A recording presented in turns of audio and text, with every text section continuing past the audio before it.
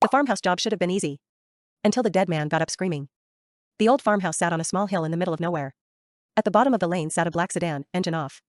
Its occupant, Jackson Lambert, sat inside, smoking one last cigarette before he began. He'd never taken a job so far away from the city before. He was over 3.5 hours downstate.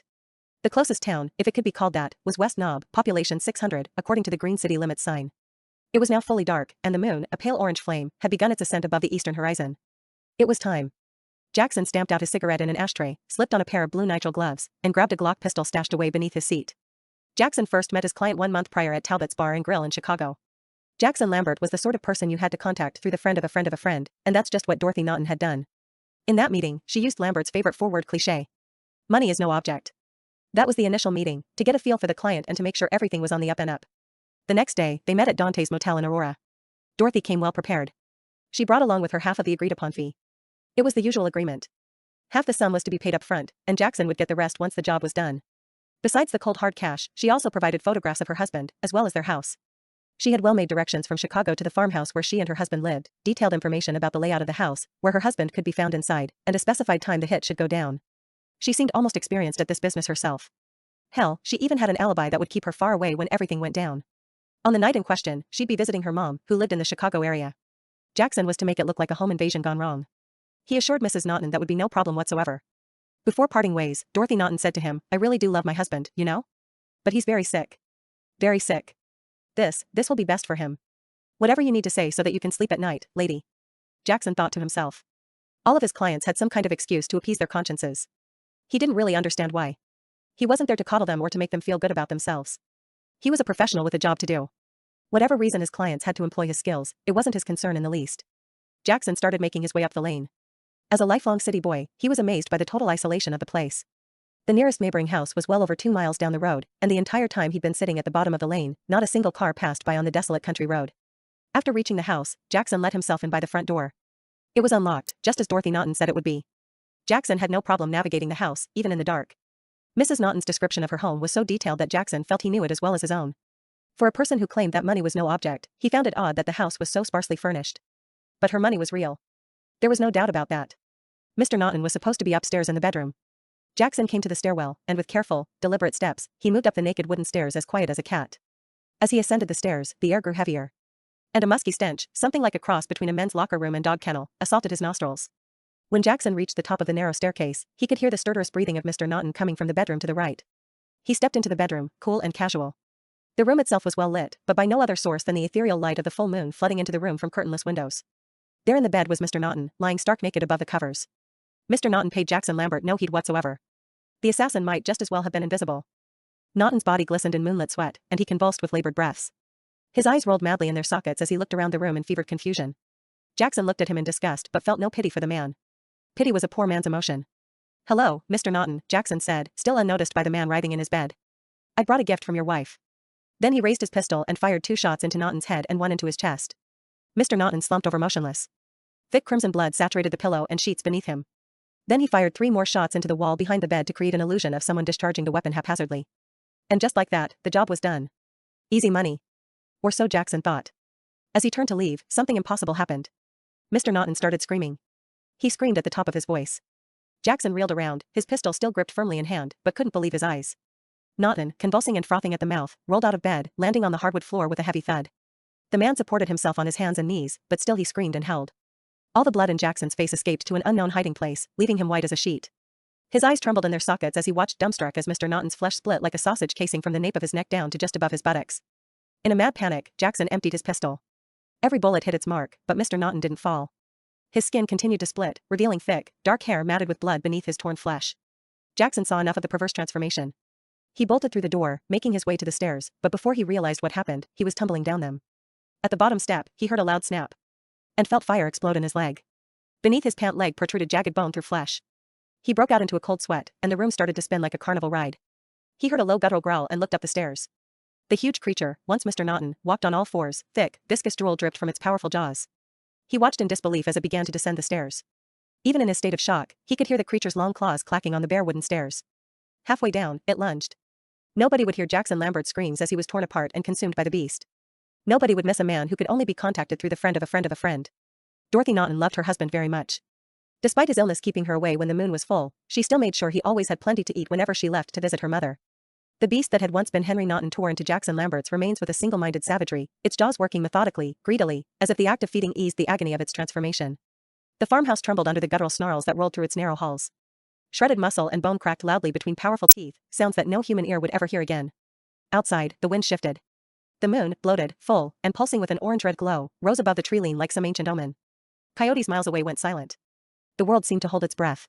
By the time the creature finished, Jackson Lambert was nothing more than a ruin on the floorboards, a collapsed collection of mangled limbs, an unrecognizable mass that once had a name, a voice, and a reputation whispered in dim bars and shady backrooms.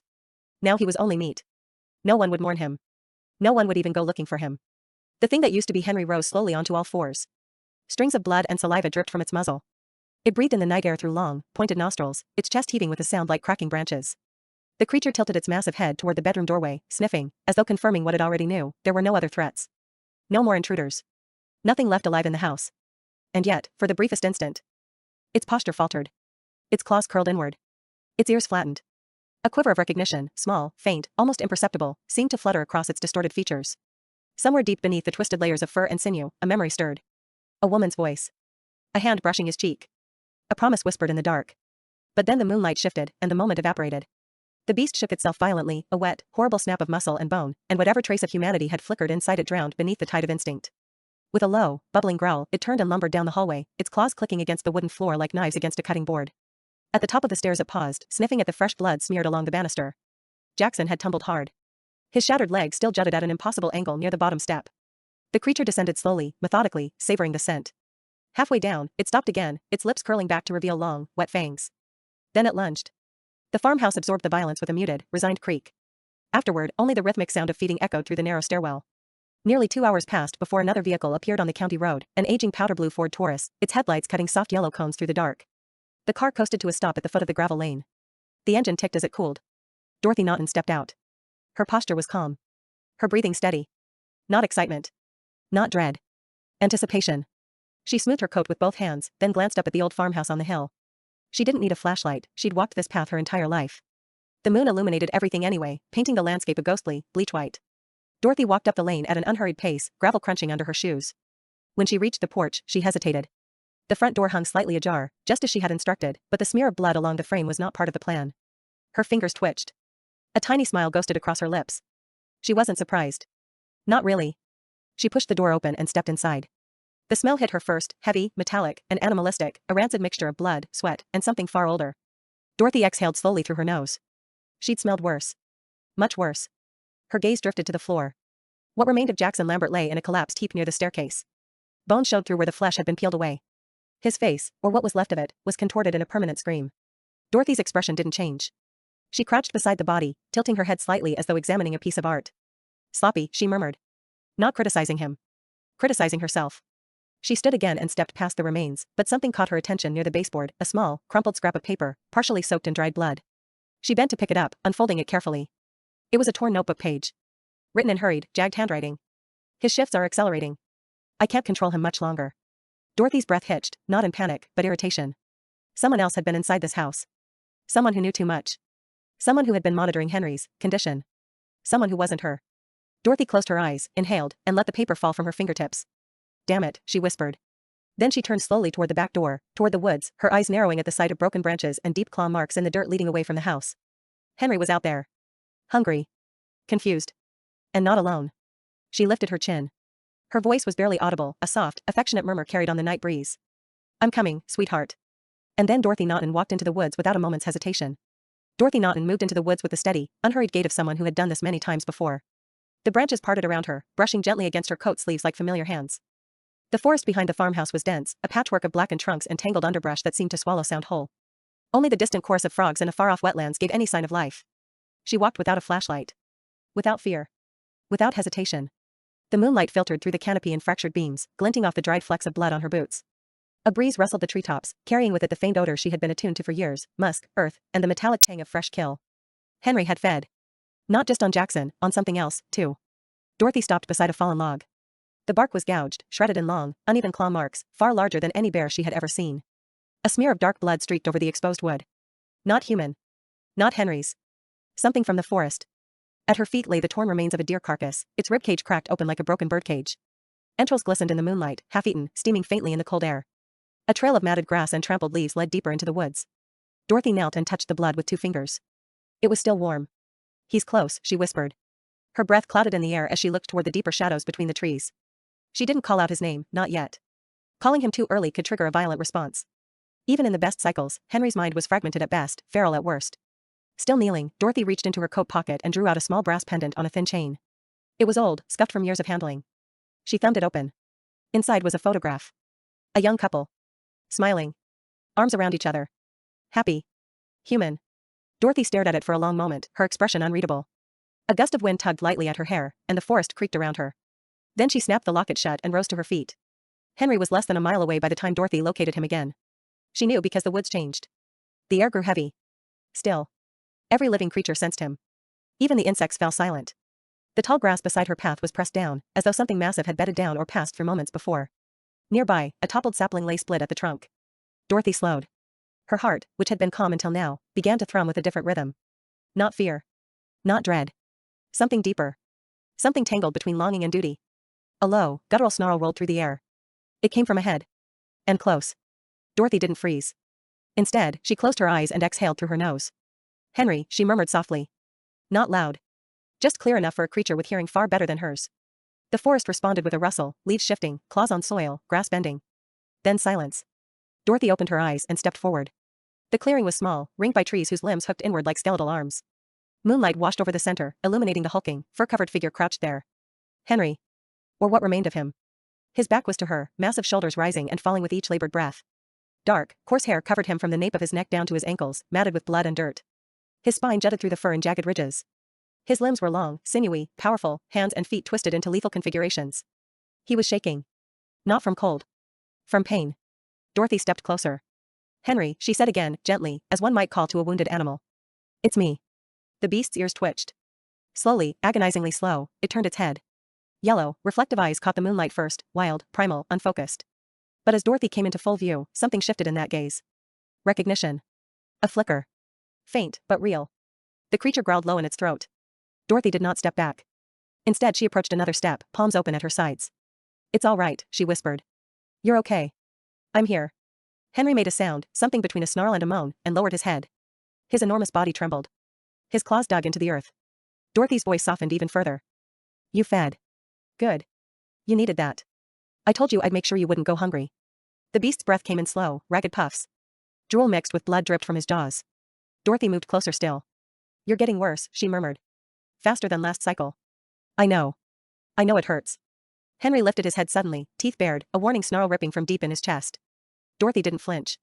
With a steady, practiced motion, she reached once more into her coat and drew out a small glass vial, amber-colored, filled with a thick, syrupy liquid. The creature's nostrils flared. Dorothy held the vial up to the moonlight. "I brought your medicine," she said. "Like always." Henry's growl faltered. His breathing paused. Dorothy stepped closer until she was only a few feet away, dangerously close to the arc of those jaws. "Come now," she whispered. "Let's make this a good night." The beast bent its head toward her. Slowly. Unsteadily. Dorothy uncorked the vial. The forest held its breath. Dorothy uncorked the vial slowly, letting the thick, amber liquid catch the moonlight. The scent drifted through the clearing, herbal, metallic, and faintly sweet. It wasn't a sedative, not exactly. Nor was it a cure. It was something in between, a concoction designed not to stop Henry's transformation but to delay the worst of its effects. To ease the violence. To keep him aware enough to recognize her. At least, that was the theory. The truth was far more uncertain. Henry's massive head dipped lower, his nose inches from the vial. His breath rumbled through his chest, each exhale a hot, moist blast against Dorothy's wrist. She didn't move. She kept her hand steady, fingers loose around the glass. "That's it," she murmured, voice quiet but unwavering. "Good boy. Nice and calm." The beast shuddered. Its claws opened and closed in the soil, gouging deep grooves into the earth. Muscles along its shoulders spasmed violently, tremors rippling down its arms. A miserable sound spilled from somewhere deep in its chest, a low, strangled whine that no human vocal cords could produce. Henry was fighting himself. Dorothy stepped closer. Too close. Her boots sank slightly into the mud as she bridged the distance between them. The beast towered over her even while crouched, its head level with her sternum. It could end her with a twitch. One reflex. One slip of instinct. She touched its cheek. Her palm pressed against coarse, blood-matted fur. A tremor passed through the creature like a shockwave. Henry's head jerked up. His lips peeled back. His muscles tensed. But the snarl never came. Instead he stared at her, eyes glowing with a strange, tormented intelligence. Something inside those pupils flickered, like a candle in a violent gale. Dorothy's voice softened even further. You know me, she whispered. You always do. For a long moment, neither moved. The creature breathed heavily, hot, fetid air washing over her face. Dorothy ignored it. She tilted the vial toward Henry's mouth, letting a single drop fall onto his tongue. The reaction was immediate. Henry convulsed. His spine arched backward with a sickening crack. His jaws clamped shut, teeth grinding. Dorothy stepped back quickly, she knew what came next. The beast collapsed onto its knees, forearms digging into the ground as a deep, resonating hell tore from its throat. The trees shook. Birds scattered from their nests miles away. Dorothy waited. The vial's contents were doing their work, slowing the transformation, dulling the frenzy, pulling fragments of Henry's human mind back toward the surface, but only for minutes at a time. She couldn't expect more. Not anymore. As the spasm subsided, Henry lifted his head again. This time, when his eyes met hers, there was clarity. A flicker of recognition. A whisper of the man she married. Henry, she breathed. The beast blinked slowly. Its nostrils flared. Its breathing steadied. Dorothy swallowed hard. Can you hear me? For several agonizing seconds, there was no answer. Then Henry lowered his head and nudged her hand gently, softly, the way a massive, gentle dog might nudge its owner for comfort. Dorothy's chest tightened. She exhaled shakily, fingers trembling as she stroked his muzzle. There you are, she whispered. My love. Henry leaned into her touch. The moment was fragile, precious, a brief window in which the monster was not entirely a monster. Dorothy knew it wouldn't last. Already the tremors were beginning again deep in Henry's body. His breath shortened. His claws twitched. That dangerous glaze crept back into his eyes. The vial was nearly empty. Only a few drops remained. Dorothy tightened her grip around the tiny glass bottle. Her voice was softer now, more urgent. You have to listen to me. Henry, we're not alone anymore. Someone's been here. Someone's watching you. Watching us. Henry's ears flicked. A growl rumbled deep in his throat. Dorothy continued, steady but tense. There was a note in the house. Someone knows you're changing faster. Someone who's been observing you up close. She knelt beside him, refusing to break eye contact. Henry, someone has been inside our home. The beast snarled, a different kind of snarl. Not hunger. Not pain. Anger. A protective instinct. One Henry had always possessed, long before the first transformation. Dorothy touched his chest. We have to go. Now. Before the moon climbs any higher. But Henry didn't move. His head jerked up suddenly, ears pivoting sharply toward the shadows beyond the clearing. Dorothy froze. Branches snapped. Leaves shifted. Heavy footsteps, slow, deliberate, echoed through the trees. Dorothy's pulse quickened. Someone else was here. And they were close. Henry rose onto all fours, body trembling with tension. The fur along his spine bristled. His lips peeled back over razor-sharp teeth. Dorothy swallowed. Henry, don't, she whispered. But the beast was already turning toward the sound, shoulders heaving, breath deepening, pupils narrowing into hunter slits. Something, or someone, was approaching. And Henry Naughton was no longer calm. The footsteps grew louder, slow, heavy, and deliberate. Whoever was approaching wasn't trying to hide. They moved with the confidence of someone who believed they belonged there. Or worse, someone who thought nothing in these woods could threaten them. Dorothy's breath hitched as she took a step back toward Henry. He towered over her again, chest rising and falling in sharp, violent bursts. The medicine's influence was already fading, slipping away like sand through open fingers. His pupils contracted into predatory slits. His claws sank deeper into the forest floor. He was seconds from frenzy. Henry, Dorothy whispered urgently. Listen to me. Stay behind me. Please. The beast drew in a long breath, nostrils flaring. Whatever scent drifted through the trees set his muscles coiling, hackles rising. A deep rumble built in his chest, low enough to vibrate through Dorothy's ribs. A silhouette emerged between the trees. A tall figure. Broad-shouldered. Steady gait. Hands held casually at their sides. As the moonlight pierced through the canopy, Dorothy finally saw the face. Her stomach dropped. It wasn't a stranger. It was Dr. Benjamin Brooks. Her husband's physician. The man who had first diagnosed Henry's condition. The man who had promised he could help. The man she hadn't seen in nearly 6 months. He stepped into the clearing as though he were taking a quiet evening stroll. His dark coat brushed against the undergrowth, and his silvered hair glinted in the moonlight. A pair of wire-framed glasses perched on his nose, reflecting the orange glow of the sky. Dorothy felt the blood drain from her face. She'd feared this moment. And prayed it would never come. Dorothy, Dr. Brooks said calmly. You shouldn't be out here. She forced her voice to stay steady. You shouldn't be here, Doctor. Brooks glanced at Henry, who crouched like a coiled animal beside her, and raised an eyebrow without fear. You didn't give him the full dose, did you? He asked quietly. Dorothy stiffened. I gave him enough. Enough for what? Brooks countered. To keep him docile for 3 minutes? To buy you a sliver of consciousness? That mixture was never meant to last longer than a few breaths. Dorothy clenched the vial in her fist. She hated how calmly he spoke. How certain he sounded. How intimately he understood Henry, sometimes better than she did. Henry snarled, the sound ripping through the clearing like tearing steel. Brooks didn't flinch. He simply adjusted his glasses with 2 fingers. Easy, Henry, he said, as if addressing a skittish dog. I'm not here to hurt you. The beast lunged half a step forward, jaws snapping shut with a bone-cracking clack. Dorothy threw her arm across Henry's chest. No. Henry bucked beneath her touch, torn between rage and restraint, his muscles spasming as the moon's pull deepened. Dr. Brooks sighed. You should have called me sooner, he said. I know you found the note. Dorothy's jaw tightened. It had been his handwriting. Of course it had. Brooks took another step closer. The truth is, Dorothy. Henry isn't the only one accelerating. Dorothy froze. What? Brooks' voice lowered to something almost mournful. All of them are. Every subject. Every cycle. Her pulse quickened. What do you mean every subject? Brooks hesitated only a moment before answering. The others like Henry. The world seemed to tilt under Dorothy's feet. There are no others like Henry, she said sharply. He's unique? Special? Brooks finished softly. Dorothy, I told you 6 years ago, Henry wasn't an anomaly. He was a warning. Henry shifted beside her, agitation growing. His breathing grew harsher, louder. Every word Brooks spoke pushed him closer to losing control. Dorothy stepped sideways, instinctively shielding her husband. What did you do to him? Dr. Brooks inhaled slowly, deeply, and for the first time tonight, he looked pained. I tried to save him, he said. Save all of them. The condition spreads faster with every generation. I didn't create it. I inherited it. Dorothy blinked. Inherited? Brooks nodded. My father was the one who treated the first cases. Decades ago. Before we even had a name for the cycle. Before we understood the lunar trigger. Before we understood how violently the transformations would escalate. Henry's claws dug furrows into the soil. His breath came in ragged bursts. Dorothy's throat tightened. Why didn't you tell me? I did, Brooks said softly. You just didn't want to hear it. A branch snapped under Henry's weight.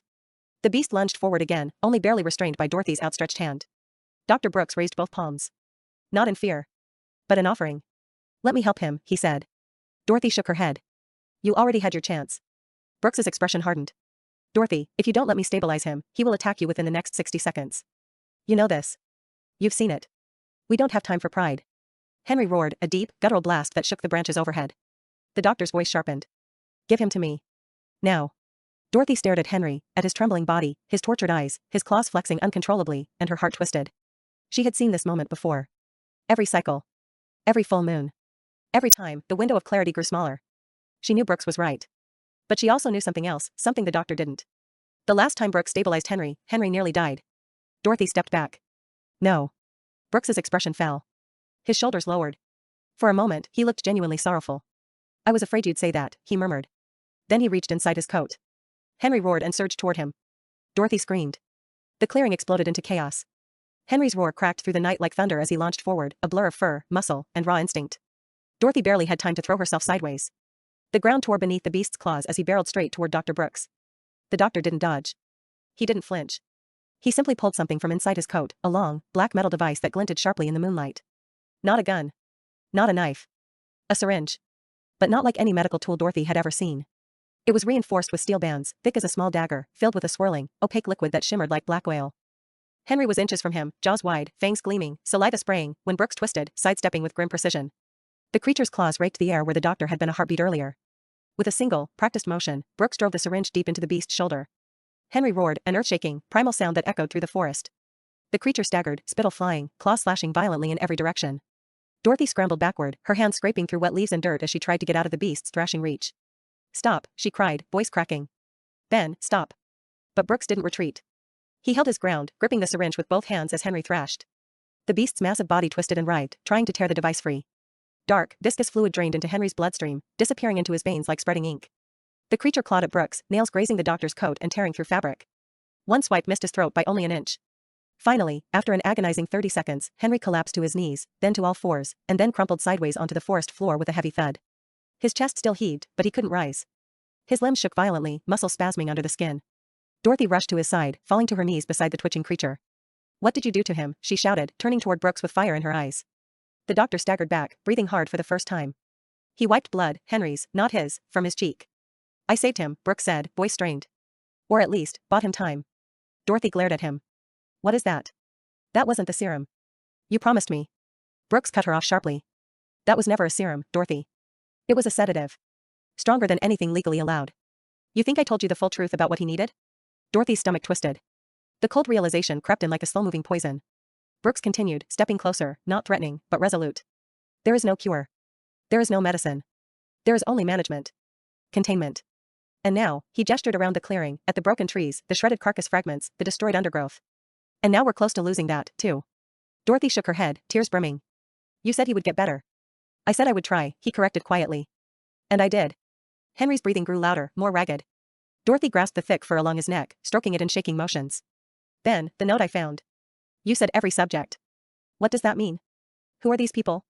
Brooks inhaled deeply. It's not people, he said slowly. Not anymore. They were once. But they're beyond control now. Henry, he was the last case I thought I could stabilize. Dorothy froze. What happened to the others? Brooks hesitated. Not long. Just enough to show the truth was unpleasant. They escaped. Dorothy's eyes widened with horror. How many? Brooks met her gaze. 7. A chill slid down Dorothy's spine. 7. 7 creatures like Henry, feral, unstable, and accelerating. Loose somewhere in the state. Brooks knelt slowly beside Henry's trembling form. The beast's breasts were shallower now, each one a ragged growl. The doctor reached out carefully to touch his shoulder. He's changing too quickly. Too violently. I used enough sedative to drop a bull elephant, and he's still conscious.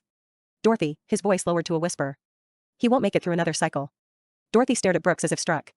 No, she whispered. He promised me. You promised me. Brooks closed his eyes.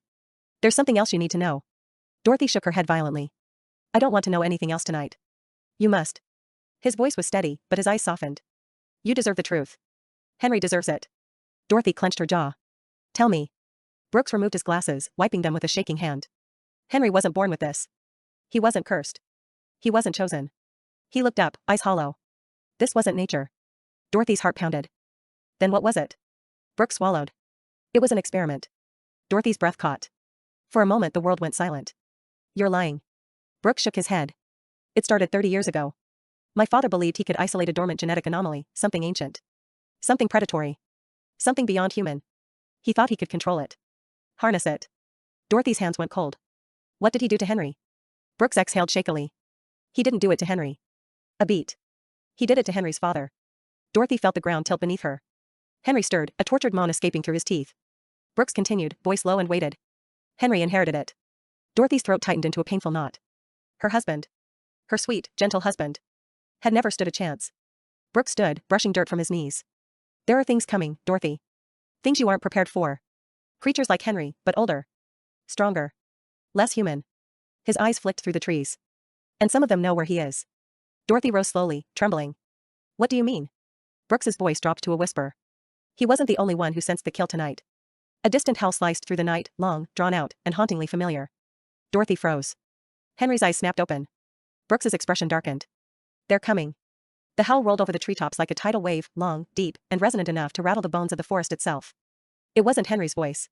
Dorothy knew her husband's cry intimately, the way one knows the pattern of their lover's heartbeat. This voice was different. Older. Harsher. Colder. Henry's claws dug violently into the earth as the sound echoed through the clearing. His eyes snapped open wide, pupils contracting into razor-thin slits.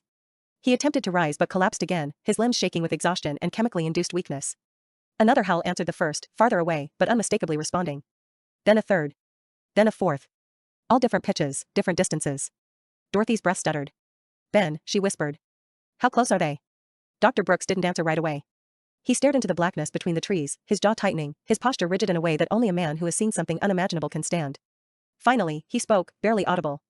Close enough that we need to move. Now. Dorothy knelt beside Henry, her fingers trembling as she touched his fur. He can't walk. He doesn't have to, Brooks said sharply. We just need to get him off the ground. Hide his scent. Disorient the approach. Dorothy shot him a glare. Hide his scent? These things are predators. They'll hunt him relentlessly. Brooks stepped toward her, his voice low and cold. They won't hunt him. They'll consume him. And anything standing between them. A branch snapped somewhere deep in the woods. Not a small snap. Not the light crack of a deer moving through the brush. This was heavier. Thicker. Like a telephone pole being bent in half. Dorothy stiffened. Henry let out a low whine, a sound she had never heard from him before. A sound of fear. Brooks' expression hardened.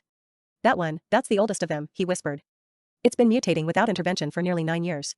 Dorothy felt something icy crawl along her spine. What does that mean? Brooks inhaled sharply. It means it doesn't know human from animal anymore. Another snap. Closer now. Too close. Dorothy grabbed Henry's thick fur, trying to lift, trying to help him stand, but his muscles spasmed violently, and he let out a pained, shuddering growl. His body wasn't obeying him.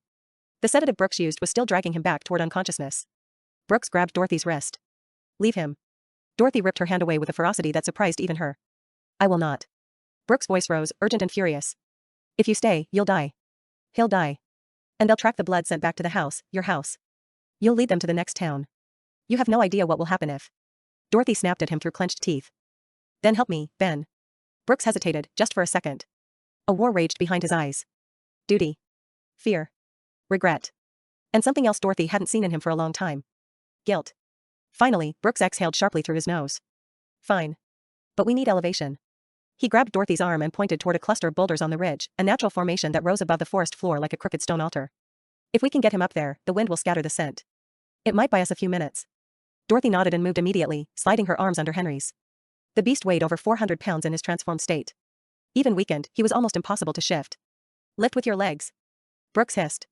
Dorothy glared at him. I am lifting with my legs. Together they dragged Henry toward the rocks. Every inch was agony, roots snagging at their feet, Henry's claws digging ruts in the dirt, the forest whispering with approaching terror. Behind them, something massive moved. Heavy footsteps. Measured. Slow. Like something stalking, savoring the chase. Dorothy's breath hitched. Ben, faster. Please. We're trying, Brooks snapped, sweat dripping down his temples. Henry's head rolled, his golden eyes glassy. Dorothy leaned close to him, whispering frantically. Stay with me, sweetheart. Don't leave me. Not tonight. The wind shifted suddenly, blowing from behind them. Dorothy froze. No, no, no, no, Ben, the wind. I know, Brooks growled. They'll catch his scent in seconds. We don't have. A howl tore through the night. Closer than any before. So close it felt as if the trees vibrated from the force of it. Brooks spun toward the sound. Oh God, he breathed. Red eyes gleamed between the trees. Not one pair. Not two. Several. Low, crouched shapes moved through the undergrowth, silent, predatory, muscular. Fur bristled. Fangs glistened. Not fully wolf, not fully human, not fully anything nature had ever intended. Dorothy's heart slammed against her ribs. They found us. Brooks tightened his grip on Henry's arm. Dorothy, run. She shook her head violently. I'm not leaving him. Run. The woods exploded with motion.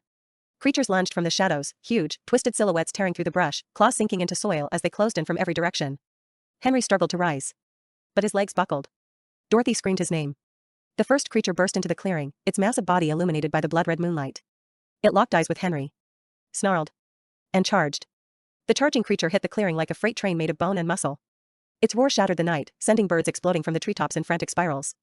Dorothy braced herself in front of Henry, arms out, body trembling, but she didn't move. She wasn't going to let anything reach him. Brooks lunged forward and grabbed her shoulder, trying to drag her out of the way. But he was too slow. The first creature was already on them. Henry surged upward with a sudden, violent burst of strength, far stronger than any sedative should have allowed. His massive body collided with the attacker mid-charge, the impact shaking the ground beneath them. The two beasts tumbled across the clearing, snarling, clawing, tearing into each other with a fury only monsters could muster. Dorothy stumbled backward, nearly falling. Brooks caught her by the arm and pulled her upright. We need to move, he barked. Not without him. Dorothy screamed, eyes locked on the violent blur of fur and blood. Henry and the creature slammed into a tree, splintering bark. Henry's jaws clamped around the other monster's throat. A high-pitched screech tore through the forest as blood sprayed in a hot arc across the leaves. Henry! Dorothy choked out, but the word died in her throat. Because 3 more sets of red eyes emerged from the tree lean. Then 2 more behind them. 7 shapes in total. The 7 Brooks had spoken about. They stalked forward in a semicircle, their twisted spines arching like grotesque silhouettes carved from nightmare. Their breath steamed in the cold air.